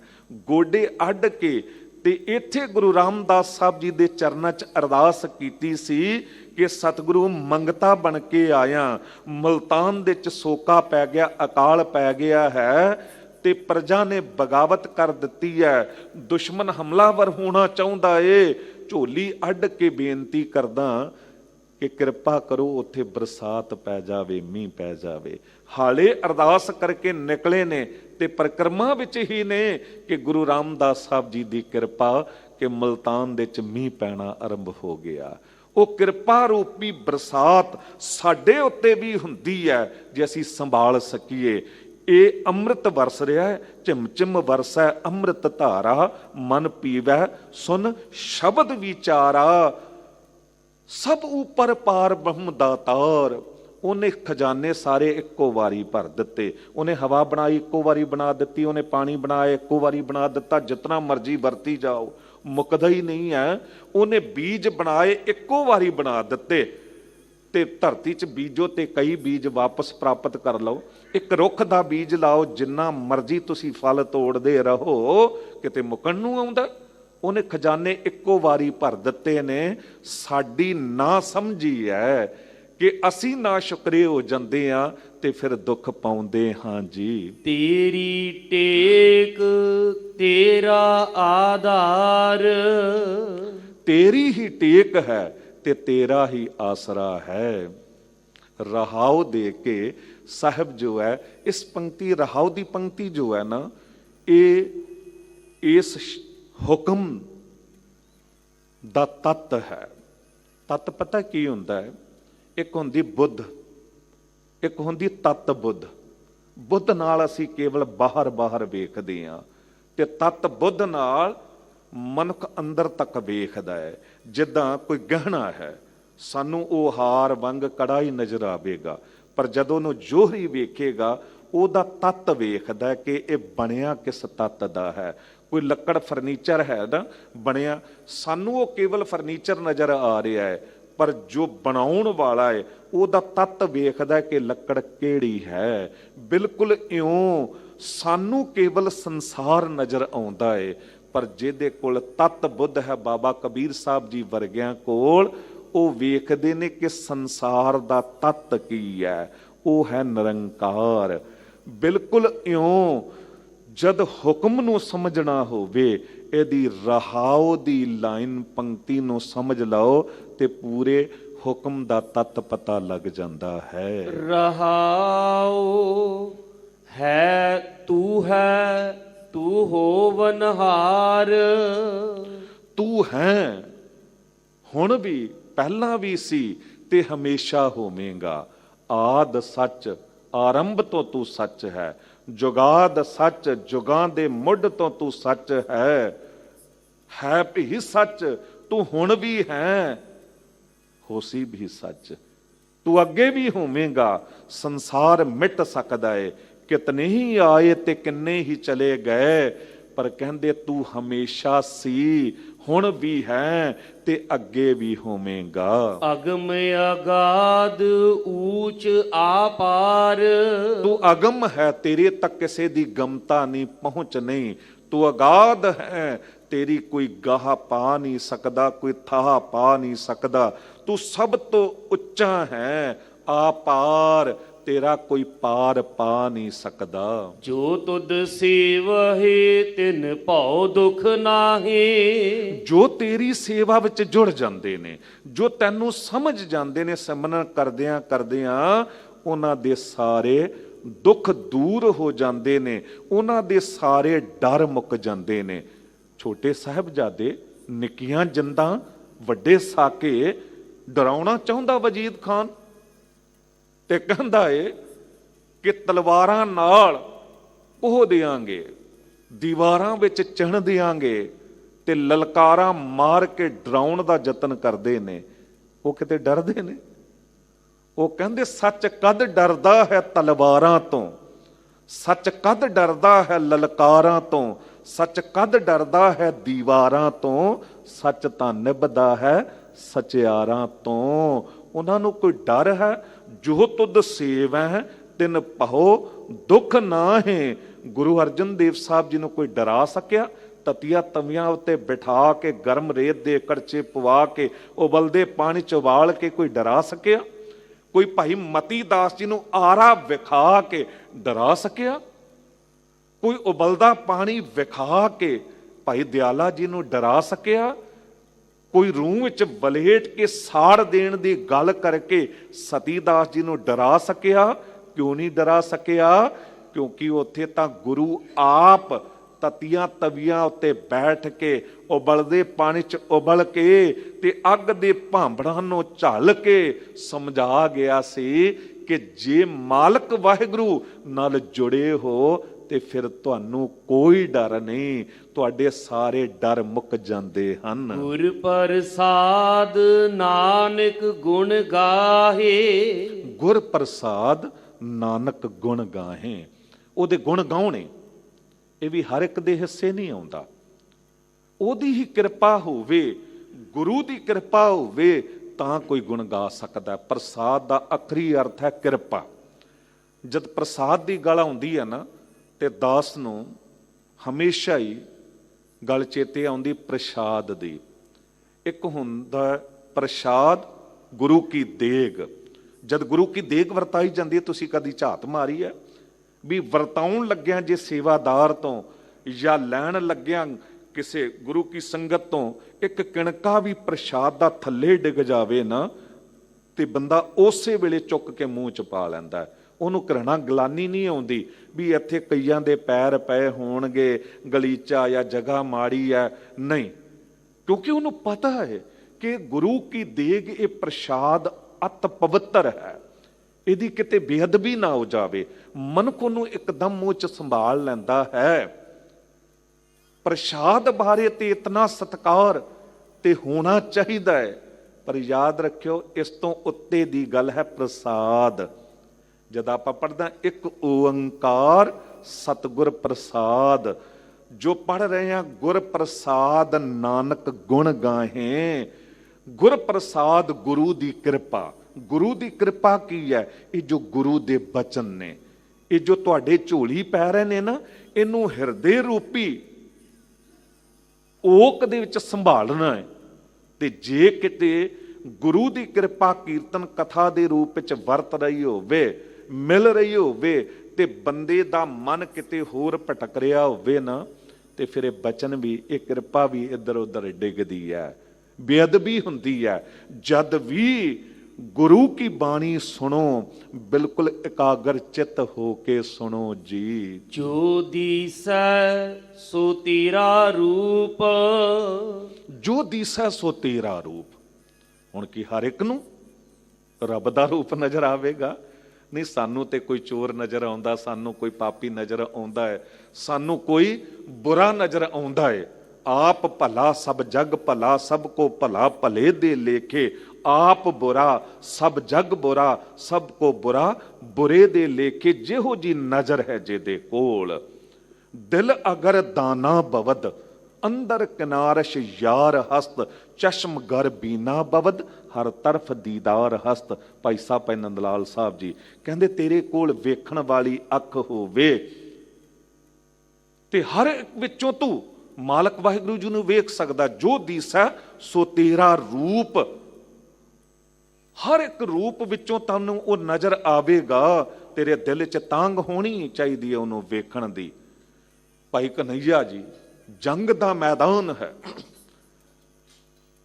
ਤੇ ਅੱਤ ਦਾ ਰਣ ਬੰਨਿਆ ਹੋਇਆ ਹੈ, ਜੰਗ ਹੋ ਰਹੀ ਹੈ, ਤੇ ਖਾਲਸੇ ਦੇ ਸਿਰਜਣਹਾਰ ਸਤਿਗੁਰੂ ਦੇ ਸਾਹਮਣੇ ਖਾਲਸਾ ਫੌਜ ਦੇ ਸੈਨਾਪਤੀ ਨੇ ਆ ਕੇ ਆਪਣੇ ਸ਼ਸਤਰ ਉਤਾਰ ਕੇ ਰੱਖ ਦਿੱਤੇ ਤੇ ਕਹਿ ਦਿੱਤਾ, ਸਤਿਗੁਰੂ ਅਸੀਂ ਕਿਸ ਤਰ੍ਹਾਂ ਜਿੱਤ ਸਕਦੇ ਹਾਂ ਜੇ ਸਾਡੇ 'ਚ ਗੱਦਾਰ ਮੌਜੂਦ ਨੇ। ਸਾਹਿਬ ਕਹਿੰਦੇ, ਹੋਸ਼ ਸੰਭਾਲ ਸਿੰਘਾ, ਕੀ ਗੱਲ ਕਰਦਾ, ਮੇਰੇ ਸੰਗ ਤੇ ਗੱਦਾਰ?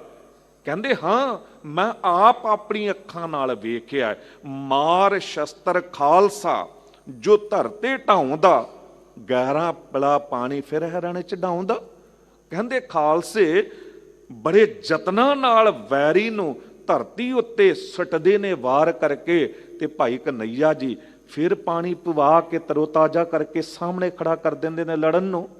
ਸਾਹਿਬ ਮੁਸਕਰਾਏ, ਕਿਉਂਕਿ ਜਾਣਦੇ ਸਨ ਕਿ ਅਵਸਥਾ ਕੀ ਹੈ ਭਾਈ ਕਨ੍ਹਈਆ ਜੀ ਦੀ।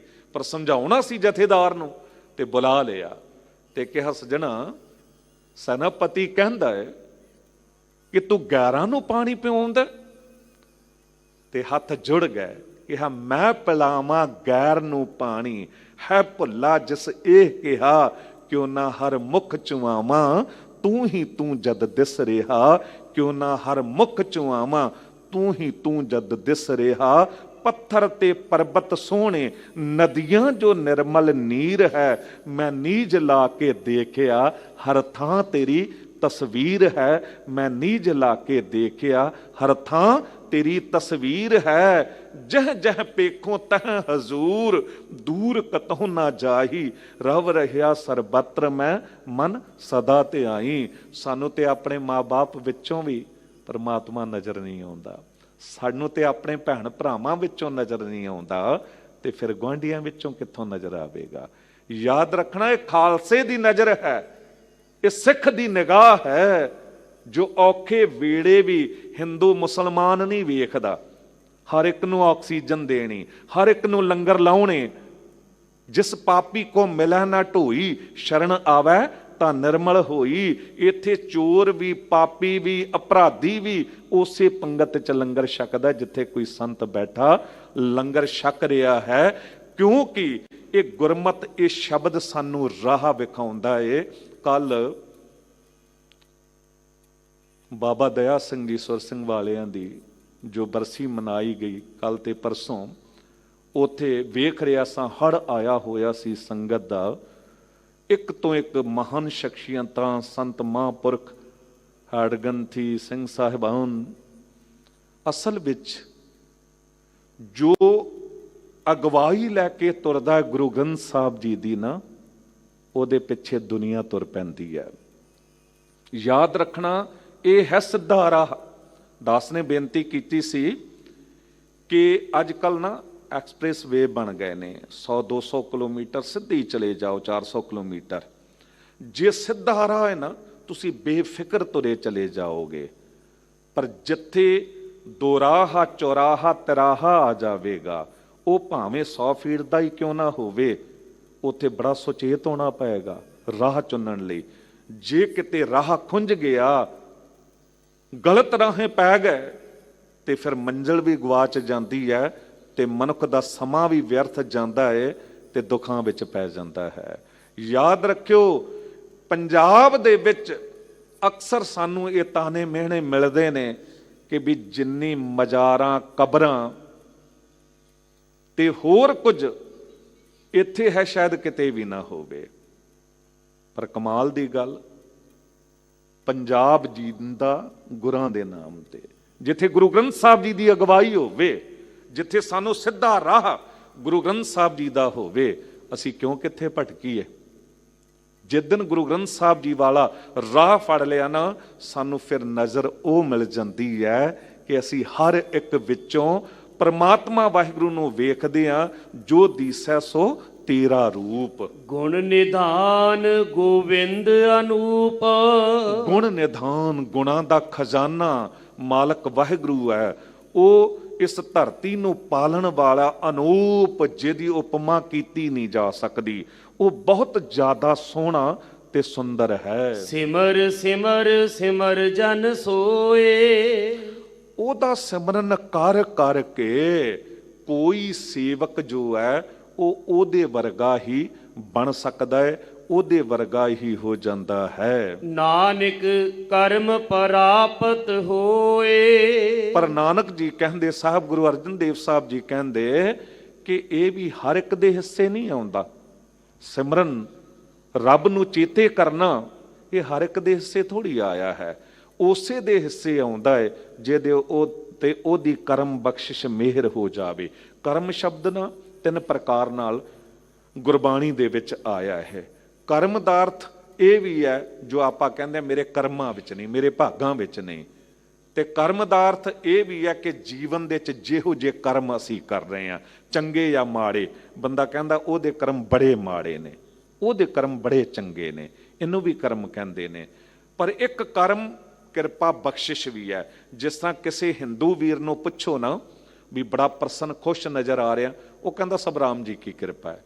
ਕਿਸੇ ਸਿੱਖ ਵੀਰ ਨੂੰ ਪੁੱਛੋ, ਉਹ ਕਹਿੰਦਾ ਜੀ ਸਭ ਗੁਰੂ ਵਾਹਿਗੁਰੂ ਦੀ ਕਿਰਪਾ ਹੈ। ਪਰ ਕਿਸੇ ਮੁਸਲਮਾਨ ਵੀਰ ਨੂੰ ਪੁੱਛੋ ਨਾ, ਬੜਾ ਪ੍ਰਸੰਨ ਨਜ਼ਰ ਆ ਰਿਹਾ, ਤੇ ਉਹ ਕਹਿੰਦਾ ਸਭ ਅੱਲਾਹ ਕਾ ਕਰਮ ਹੈ, ਸਭ ਅੱਲਾਹ ਕਾ ਕਰਮ ਹੈ। ਕਹਿਣਾ ਉਹ ਵੀ ਇਹੀ ਚਾਹ ਰਿਹਾ ਹੈ ਕਿ ਸਭ ਉਹਦੀ ਕਿਰਪਾ ਹੈ। ਤੇ ਜਦ ਉਹਦੀ ਬਖਸ਼ਿਸ਼ ਹੁੰਦੀ ਹੈ ਨਾ, ਤਾਂ ਕਿਤੇ ਨਾਮ ਜਪਣਾ ਜਾਂ ਸਿਮਰਨ ਕਰਨਾ ਪ੍ਰਾਪਤ ਹੁੰਦਾ ਹੈ। ਜਿਨ ਜਪਿਆ ਤਿਸ ਕੋ ਬਲਿਹਾਰ।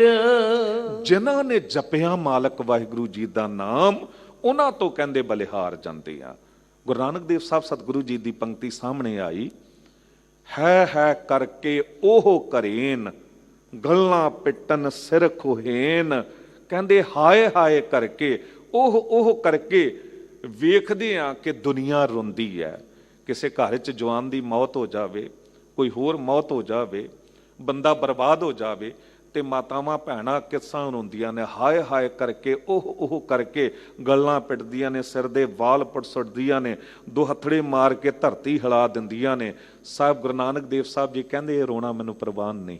ਕਾਸ਼ ਹੋਵੇ ਕੋਈ ਇਹੋ ਜਿਹਾ, ਨਾਉ ਲੈਣ ਅਰ ਕਰਨ ਸੰਭਾਏ, ਨਾਨਕ ਤਿਨ ਬਲਿਹਾਰੇ ਜਾਏ। ਮੈਂ ਉਹਨਾਂ ਤੋਂ ਬਲਿਹਾਰ ਜਾਂਦਾ ਜੋ ਮਾਲਕ ਵਾਹਿਗੁਰੂ ਜੀ ਦੇ ਵਿਛੋੜੇ ਕਰਕੇ ਇੱਕ ਅਥਰੂ ਵੀ ਅੱਖ 'ਚ ਆ ਜਾਵੇ, ਗੁਰੂ ਦੇ ਵਿਛੋੜੇ ਕਰਕੇ ਇੱਕ ਅਥਰੂ ਵੀ ਅੱਖ 'ਚ ਆ ਜਾਵੇ, ਉਸ ਤੋਂ ਬਲਿਹਾਰ ਜਾਂਦਾ। ਕਿਉਂਕਿ ਉਸ ਨੂੰ ਪਤਾ ਹੈ ਜਿਨ ਜਪਿਆ ਤਿਸ ਕਉ ਬਲਿਹਾਰ, ਜਿਨੇ ਨਾਮ ਜਪਿਆ ਉਸ ਤੋਂ ਗੁਰੂ ਵਾਹਿਗੁਰੂ ਬਲਿਹਾਰ ਜਾਂਦੇ ਹਨ। ਤਿਸ ਕੈ ਸੰਗ ਤਰੈ ਸੰਸਾਰ, ਉਹਨਾਂ ਦੇ ਨਾਲ ਫਿਰ ਸੰਸਾਰ ਤਰਦਾ ਹੈ। ਤਾਰੇ ਗਿਨੇ ਜਾਤ ਹੈ, ਨਾ ਤਾਰੇ ਗਿਨੇ ਜਾਤ। ਗੁਰੂ ਨਾਨਕ ਦੇਵ ਸਾਹਿਬ ਜੀ ਨੇ ਜਿਨ੍ਹਾਂ ਲੋਕਾਂ ਨੂੰ ਆ ਕੇ ਤਾਰਿਆ, ਉਹਨਾਂ ਦੀ ਗਿਣਤੀ ਕਰਨੀ ਬਹੁਤ ਔਖੀ ਹੈ। ਇੱਕ ਵਾਰੀ ਕੋਈ ਕਹਿ ਲਵੇ ਕਿ ਸਟਾਰ ਤਾਰੇ ਗਿਣੇ ਜਾ ਸਕਦੇ ਨੇ, ਉਹ ਹੋ ਸਕਦਾ, ਪਰ ਇਹ ਨਹੀਂ ਹੋ ਸਕਦਾ ਕਿ ਗੁਰੂ ਨਾਨਕ ਦੇਵ ਸਾਹਿਬ ਜੀ ਨੇ ਕਿੰਨਿਆਂ ਨੂੰ ਤਾਰਿਆ ਹੈ। ਕਹੋ ਨਾਨਕ ਪ੍ਰਭ ਲੋਚਾ ਪੂਰ, ਕਹੋ ਨਾਨਕ ਪ੍ਰਭ ਲੋਚਾ ਪੂਰ। ਕਹਿ ਦੇ ਨਾਨਕ ਕਿ ਸਾਰੀਆਂ ਇੱਛਾਵਾਂ ਪੂਰੀਆਂ ਹੋ ਜਾਂਦੀਆਂ ਨੇ ਮਾਲਕ ਵਾਹਿਗੁਰੂ ਜੀ ਦੇ ਸਿਮਰਨ ਕਰਕੇ। ਸੰਤ ਜਨਾ ਕੀ ਬਾਂਛੋ ਧੂਰ, ਸੰਤ ਜਨਾ ਕੀ ਬਾਂਛੋਂ ਧੂਰ। ਧੂਰ ਚਰਨ ਧੂੜ ਕਿਉਂ ਇਹ ਕਿਹਾ ਜਾਂਦਾ ਹੈ? ਚਰਨ ਧੂੜ ਕੀ ਹੈ? ਹਿਰਦੈ ਚਰਨ ਸ਼ਬਦ ਸਤਿਗੁਰ ਕੈ। ਇਹ ਜੋ ਸ਼ਬਦ ਸੁਣ ਰਹੇ ਹੋ ਨਾ, ਇਹ ਮਾਲਕ ਵਾਹਿਗੁਰੂ ਜੀ ਦੀ ਇਉਂ ਕਹੋ ਚਰਨ ਨੇ, ਚਰਨ ਧੂੜ ਹੈ। ਮਨੁੱਖ ਜੋ ਜਪਦਾ ਹੈ ਉਹ ਇਤਨਾ ਨਿਮਰਤਾ ਵਿੱਚ ਆ ਜਾਂਦਾ। ਸਿੱਖੀ ਦੀ ਜੜ ਨਿਮਰਤਾ ਹੈ। 1-2 ਮਿੰਟ ਜੋ ਲੜੀਵਾਰ ਦੋ ਬੰਦਾਂ ਦੀ ਵਿਚਾਰ ਆਪਾਂ ਹੁਕਮ ਦੇ ਨਾਲ ਨਾਲ, ਇਹ ਕਿਉਂਕਿ ਸਾਰੀ ਬਾਣੀ ਹੁਕਮ ਹੈ, ਉਸ ਪਾਸੇ ਤੁਰਦੇ ਹਾਂ ਜੀ। ਰਾਮ ਕਲੀ ਮਹੱਲਾ ਪਹਿਲਾ, ਜਿਉ ਆਇਆ ਤਿਉ ਜਾਵਹਿ ਬਉਰੇ, ਜਿਉ ਜਨਮੇ ਤਿਉ ਮਰਨ ਭਇਆ। ਰਾਮਕਲੀ ਮਹਲਾ ਪਹਿਲਾ, ਰਾਮਕਲੀ ਰਾਗ ਦੇ ਸਾਹਿਬ ਗੁਰੂ ਨਾਨਕ ਦੇਵ ਸਾਹਿਬ ਜੀ ਸਾਨੂੰ ਜਗਾ ਰਹੇ ਨੇ। ਜਿਉ ਆਇਆ ਤਿਉ ਜਾਵਹਿ ਬਉਰੇ। ਬਉਰੇ, ਬਉਰੇ ਸ਼ਬਦ ਦਾ ਅਰਥ ਹੈ ਬਉਰਾ, ਬੌਰਾਨਾ, ਪਾਗਲ। ਤੇ ਪਾਗਲ ਦੀ ਨਿਸ਼ਾਨੀ ਕੀ ਹੈ? ਪਾਗਲ ਦੀ ਪਛਾਣ ਕੀ ਹੈ? ਪਾਗਲ ਦੀ ਪਛਾਣ ਇਹ ਹੀ ਹੈ ਕਿ ਉਹਨੂੰ ਕਿਸੇ ਗੱਲ ਦੀ ਪਛਾਣ ਹੀ ਨਹੀਂ ਹੈ। ਕੱਪੜੇ ਅਸੀਂ ਵੀ ਪਾਉਂਦੇ ਹਾਂ, ਉਹ ਵੀ ਪਾਉਂਦਾ ਹੈ, ਪਰ ਉਹਨੂੰ ਪਤਾ ਨਹੀਂ ਪਾਉਣੇ ਕਿੱਦਾਂ ਨੇ। ਉਹ ਅੱਧਾ ਨਗਨ ਵੀ ਰਹਿ ਜਾਂਦਾ ਹੈ। ਭੋਜਨ ਅਸੀਂ ਵੀ ਕਰਦੇ ਹਾਂ, ਉਹ ਵੀ ਕਰਦਾ ਹੈ, ਪਰ ਉਹਨੂੰ ਪਤਾ ਨਹੀਂ ਕਿ ਛਕਣਾ ਕਿਸ ਤਰ੍ਹਾਂ ਹੈ। ਉਹ ਕਿਤੇ ਵੀ ਡੋਲ ਦਿੰਦਾ, ਥੱਲਿਓਂ ਵੀ ਚੁੱਕ ਕੇ ਖਾ ਲੈਂਦਾ ਹੈ। ਤੁਰਦੇ ਅਸੀਂ ਵੀ ਹਾਂ, ਉਹ ਵੀ ਤੁਰਦਾ ਹੈ, ਪਰ ਉਹਨੂੰ ਆਪਣੀ ਮੰਜ਼ਿਲ ਦਾ ਪਤਾ ਨਹੀਂ। ਜਿੱਧਰ ਮੂੰਹ ਆ ਉੱਧਰ ਤੁਰਿਆ ਚਲਾ ਜਾਂਦਾ ਹੈ, ਕਿਉਂਕਿ ਉਹਨੂੰ ਜੀਵਨ ਦੀ ਪਛਾਣ ਨਹੀਂ ਹੈ। ਤੇ ਸਾਬਤ ਕੀ ਹੋਇਆ? ਜਿਹਨੂੰ ਜੀਵਨ ਦੀ ਪਛਾਣ ਨਹੀਂ, ਉਹ ਬੌਰਾਨਾ ਹੈ, ਉਹ ਪਾਗਲ ਹੈ। ਤੇ ਜੇ ਸਾਨੂੰ ਵੀ ਇਸ ਗੱਲ ਦੀ ਪਛਾਣ ਨਹੀਂ, ਕਵਨ ਕਾਜ ਸਰਜੇ ਜਗ ਭੀਤਰ, ਜਨਮ ਕਵਨ ਫਲ ਪਾਇਆ, ਭਉ ਨਿਧ ਤਰਨ ਤਾਰਨ ਚਿੰਤਾ ਮਨ, ਇੱਕ ਨਿਮਖ ਨਾ ਇਹ ਮਨ ਲਾਇਆ। ਕਿਸ ਲਈ ਤੈਨੂੰ ਬਣਾਇਆ ਸੀ? ਕਿਸ ਲਈ ਤੂੰ ਸੰਸਾਰ ਵਿੱਚ ਆਇਆ? ਗੁਰੂ ਅਮਰਦਾਸ ਸਾਹਿਬ ਜੀ ਨੇ ਆਵਾਜ਼ ਮਾਰੀ ਸਰੀਰ ਨੂੰ, ਐ ਸ਼ਰੀਰਾ ਮੇਰਿਆ, ਇਸ ਜਗ ਮੈਂ ਆਏ ਕੇ ਕਿਆ ਤੁਧ ਕਰਮ ਕਮਾਇਆ? ਕਿ ਕਰਮ ਕਮਾਇਆ ਤੁਧ ਸ਼ਰੀਰਾ, ਜਾਂ ਤੂੰ ਜਗ ਮੈਂ ਆਇਆ। ਸ਼ਰੀਰ ਕਹਿੰਦਾ ਸਾਹਿਬ ਮੈਨੂੰ ਪੁੱਛਦੇ ਹੋ, ਮੇਰੇ ਜਿੰਨਾ ਤੇ ਕੰਮ ਕੋਈ ਕਰਦਾ ਹੀ ਨਹੀਂ। ਰਾਤ ਦਿਨ ਦੌੜਦਾ ਭਜਦਾ, ਨਾ ਮੈਨੂੰ ਖਾਣ ਦੀ ਵੇਲ ਨਾ ਸੌਣ ਦੀ ਵੇਲ, ਤੇ ਤੁਸੀਂ ਕਹਿੰਦੇ ਹੋ ਕਿ ਕਰਦਾ ਕੀ ਹੈ? ਸਾਹਿਬ ਕਹਿੰਦੇ ਇਹ ਤੇ ਪਸ਼ੂ ਵੀ ਕਰ ਲੈਂਦੇ ਨੇ। ਇਹ ਖਾਣਾ ਤੇ ਜੀਵਨ ਆਪਣਾ ਪਾਲਣਾ ਇਹ ਤੇ ਕੋਈ ਵੀ ਕਰ ਲੈਂਦਾ ਹੈ, ਪਰ ਤੂੰ ਦੱਸ ਕਾਹਦੇ ਲਈ ਭੇਜਿਆ? ਜਿਨ ਹਰ ਤੇਰਾ ਰਚਨ ਰਚਿਆ, ਸੋ ਹਰ ਮਨ ਨਾ ਵਸਾਇਆ। ਤੇ ਜੇ ਕਿਤੇ ਮਨ ਨੂੰ ਨਹੀਂ ਵਸਾਇਆ ਮਨ ਵਿੱਚ, ਫਿਰ ਤੈਨੂੰ ਪਛਾਣ ਨਹੀਂ ਜੀਵਨ ਦੀ। ਪਛਾਣ ਕੌਣ ਕਰਵਾਉਂਦਾ ਹੈ? ਗੁਰੂ ਨਾਨਕ ਦੇਵ ਸਾਹਿਬ ਜੀ ਕਰਵਾ ਰਹੇ ਨੇ। ਮਨ ਤੂੰ ਜੋਤ ਸਰੂਪ ਹੈ, ਆਪਣਾ ਮੂਲ ਪਛਾਣ। ਜੇ ਕਿਤੇ ਪਛਾਣ ਨਹੀਂ ਹੈ ਤੇ ਸਾਹਿਬ ਫਿਰ ਬੌਰਾ ਕਹਿ ਦਿੰਦੇ ਨੇ, ਜਿਉਂ ਆਇਆ ਤਿਉਂ ਜਾਮਹਿ ਬੌਰੇ, ਜਿਉਂ ਜਨਮੈ ਤਿਉਂ ਮਰਨ ਭਇਆ। ਤੂੰ ਜੰਮਿਆ ਤੇ ਮਰ ਗਿਆ, ਕੀ ਲਾਭ ਹੋਇਆ। ਜਿਉ ਰਸ ਭੋਗ ਕੀਏ ਤੇਤਾ ਦੁਖ ਲਾਗੈ, ਨਾਮ ਵਿਸਾਰ ਭਵਜਲ ਪਿਆ। ਕਹਿੰਦੇ ਜਿਤਨੇ ਵੀ ਤੂੰ ਭੋਗ ਭੋਗਦਾ ਚਲਾ ਗਿਆ, ਉਤਨੀ ਦੁੱਖ ਬਣਦੇ ਚਲੇ ਗਏ। ਮਿੱਠਾ ਕਰਕੇ ਖਾਇਆ, ਕੌੜਾ ਉਪਜਾ ਸਾਧ।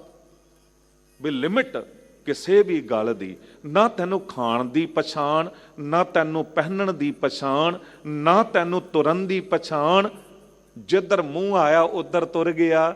ਤੈਨੂੰ ਪਤਾ ਹੈ ਕਿ ਸ਼ਾਮ ਦੇ ਵੇਲੇ ਸੋਦਰ ਦਾ ਪਾਠ ਹੋ ਰਿਹਾ ਹੈ, ਮੇਰੇ ਗੁਰੂ ਦਾ ਦਰ ਇੱਧਰ ਹੈ, ਪਰ ਤੇਰੇ ਪੈਰ ਤੁਰ ਪਏ ਸ਼ਰਾਬਖਾਨੇ ਵੱਲ। ਦੇਖੋ ਕਰਮ ਧਰਤੀ ਹੈ, ਕਰਨਾ ਤਾਂ ਕੁਝ ਹੈ, ਕਰਨਾ ਤਾਂ ਕੁਝ ਹੈ, ਪਰ ਕਰਨਾ ਕਿਸ ਤਰ੍ਹਾਂ ਹੈ, ਇਸ ਗੱਲ ਦੀ ਪਛਾਣ ਹੋਣੀ ਅਤ ਜ਼ਰੂਰੀ ਹੈ। ਨਹੀਂ ਤਾਂ ਸਾਹਿਬ ਕਹਿੰਦੇ, ਜਿਉਂ ਰਸ ਭੋਗ ਕੀਏ ਤੇ ਤਾਂ ਦੁੱਖ ਲਾਗੈ, ਨਾਮ ਵਿਸਾਰ ਭਉ ਜਲ ਪਿਆ। ਵਾਹਿਗੁਰੂ ਜੀ ਦੇ ਨਾਮ ਨੂੰ ਵਿਸਾਰ ਕੇ ਭਉ ਜਲ, ਭਵ ਸਾਗਰ ਉਹਦੇ ਚ ਪੈ ਗਿਆ ਤੇ ਫਿਰ ਡੁੱਬ ਕੇ ਸੰਸਾਰ ਤੋਂ ਚਲਾ ਗਿਆ। ਤਨ ਧਨ ਦੇਖਤ ਗਰਭ ਗਿਆ। ਤਨ ਨੂੰ ਵੇਖ ਕੇ, ਧਨ ਨੂੰ ਵੇਖ ਕੇ ਹੋਰ ਹੰਕਾਰੀ ਬਣਦਾ ਚਲਾ ਗਿਆ। ਮੇਰਾ ਤਨ ਸੋਹਣਾ ਹੈ, ਮੇਰੇ ਕੋਲ ਧਨ ਦੌਲਤ ਇਤਨੀ ਹੈ। ਤੇ ਜੇ ਹੋਰ ਹੰਕਾਰ ਵੱਧਦਾ ਗਿਆ, ਗਰਭ ਵੱਧਦਾ ਗਿਆ, ਤੇ ਫਿਰ ਜੀਵਨ ਦੀ ਪਛਾਣ ਨਹੀਂ ਹੈ ਤੈਨੂੰ। ਕਨਿਕ ਕਾਮਨੀ ਸਿਓ ਹੇਤ ਵਧਾਏ, ਕੀ ਨਾਮ ਵਿਸਾਰਹਿ ਭਰਮ ਗਿਆ।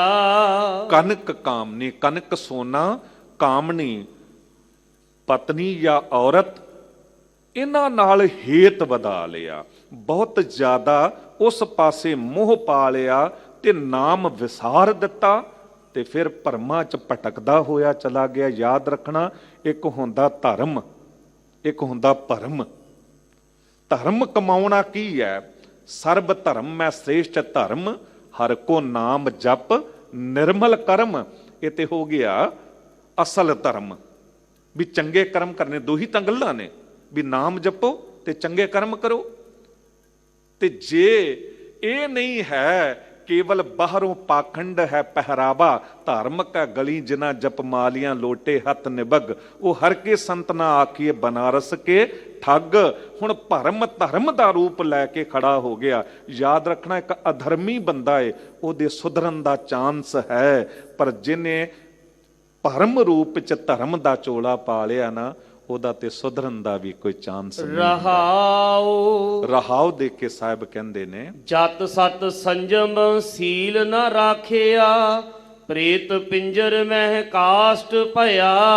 ਨਾ ਤੇਰੇ ਕੋਲ ਜਤ ਹੈ, ਨਾ ਤੇਰੇ ਕੋਲ ਸਤ ਹੈ, ਨਾ ਸੰਜਮ ਹੈ, ਮਰਿਆਦਾ ਵੀ ਨਹੀਂ ਤੇਰੇ ਕੋਲ, ਤੇ ਤੂੰ ਕੋਈ ਸ਼ੀਲ ਨਹੀਂ ਰੱਖਿਆ। ਤੇ ਕਹਿੰਦੇ ਇਹ ਸਰੀਰ ਇੱਕ ਪਿੰਜਰਾ ਬਣ ਗਿਆ, ਇਹਦੇ ਵਿੱਚ ਤੂੰ ਭੂਤ ਵਾਂਗ ਵਸਿਆ, ਤੇ ਫਿਰ ਕਾਸ਼ਟ ਪਿਆ। ਕਾਸ਼ਟ ਲੱਕੜ ਵਰਗਾ ਹੋ ਗਿਆ। ਲੱਕੜ ਜਦ ਆਕੜ ਜਾਂਦੀ ਹੈ ਨਾ, ਤੇ ਫਿਰ ਉਹ ਸੱਟ ਹੀ ਮਾਰਦੀ ਹੈ, ਉਹਨੂੰ ਸਾੜਿਆ ਹੀ ਜਾ ਸਕਦਾ ਹੈ। ਤੇ ਕਹਿੰਦੇ ਬਿਲਕੁਲ ਇਉਂ ਮਨੁੱਖ ਵੀ ਕਈ ਵਾਰੀ ਆਕੜ ਕੇ ਤੇ ਇਸ ਸਰੀਰ ਪਿੰਜਰੇ ਦੇ ਵਿੱਚ ਬਿਲਕੁਲ ਲੱਕੜ ਵਰਗਾ ਹੋ ਜਾਂਦਾ ਹੈ। ਉਹ ਇਤਨਾ ਕਠੋਰ ਹੋ ਜਾਂਦਾ ਹੈ ਕਿ ਕਿਸੇ ਉੱਤੇ ਉਹਨੂੰ ਦਇਆ ਨਹੀਂ ਆਉਂਦੀ। ਪੁੰਨ ਦਾਨ ਇਸਨਾਨ ਨ ਸੰਜਮ, ਸਾਧ ਸੰਗਤ ਬਿਨ ਬਾਦ ਜਇਆ। ਜੀਵਨ ਵਿੱਚ ਨਾ ਪੁੰਨ ਹੈ, ਨਾ ਦਾਨ ਹੈ, ਨਾ ਇਸ਼ਨਾਨ, ਨਾ ਸੰਜਮ ਮਰਿਆਦਾ, ਸਾਧ ਸੰਗਤ ਚ ਕਦੀ ਜੁੜਿਆ ਨਹੀਂ, ਤੇ ਫਿਰ ਵਾਦ ਵਿਵਾਦ ਵਿੱਚ ਹੀ ਇਹ ਜੀਵਨ ਅਜਾਈ ਚਲਾ ਗਿਆ। ਚਲੇ ਜੁਆਰੀ ਦੋਏ ਹੱਥ ਚਾਰ, ਇੱਕ ਜੁਆਰੀ ਬੰਦੇ ਵਾਂਗ। ਦੇਖੋ ਗੱਲ ਕਹਿ ਕੇ ਇੱਕ ਮਿੰਟ ਚ ਸਮਾਪਤੀ ਕਰਾਂ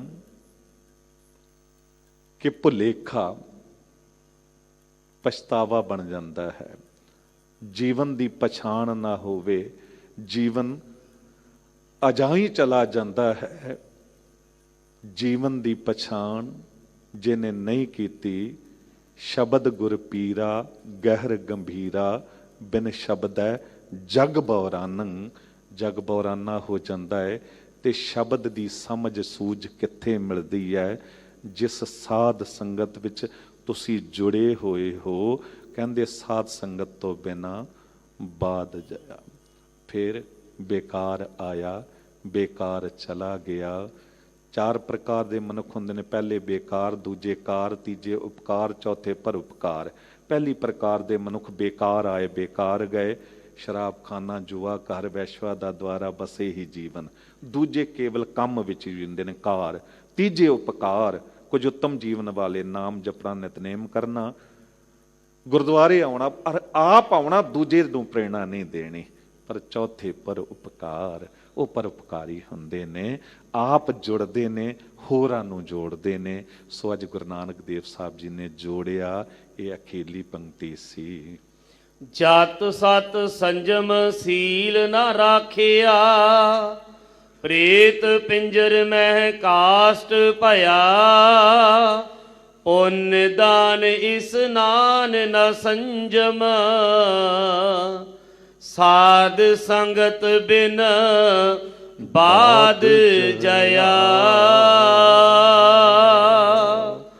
ਵਾਹਿਗੁਰੂ ਜੀ ਕਾ ਖਾਲਸਾ, ਵਾਹਿਗੁਰੂ ਜੀ ਕੀ ਫਤਿਹ। ਵਾਹਿਗੁਰੂ ਜੀ ਕਾ ਖਾਲਸਾ, ਵਾਹਿਗੁਰੂ ਜੀ ਕੀ ਫਤਿਹ। ਸ਼ੇਰੇ ਪੰਜਾਬ ਗੁਰਬਾਣੀ YouTube ਚੈਨਲ ਨੂੰ ਵੱਧ ਤੋਂ ਵੱਧ ਸਬਸਕ੍ਰਾਈਬ ਕਰੋ ਤੇ ਇਸ ਤੇ ਗੁਰਬਾਣੀ, ਸ਼ਬਦ ਕੀਰਤਨ ਤੇ ਇਤਿਹਾਸ ਨਾਲ ਵੱਧ ਤੋਂ ਵੱਧ ਜੁੜ ਕੇ ਆਨੰਦ ਮਾਣੋ ਤੇ ਆਪਣੀ ਜ਼ਿੰਦਗੀ ਨੂੰ ਸਫਲ ਕਰੋ। ਵਾਹਿਗੁਰੂ ਜੀ ਕਾ ਖਾਲਸਾ, ਵਾਹਿਗੁਰੂ ਜੀ ਕੀ ਫਤਿਹ।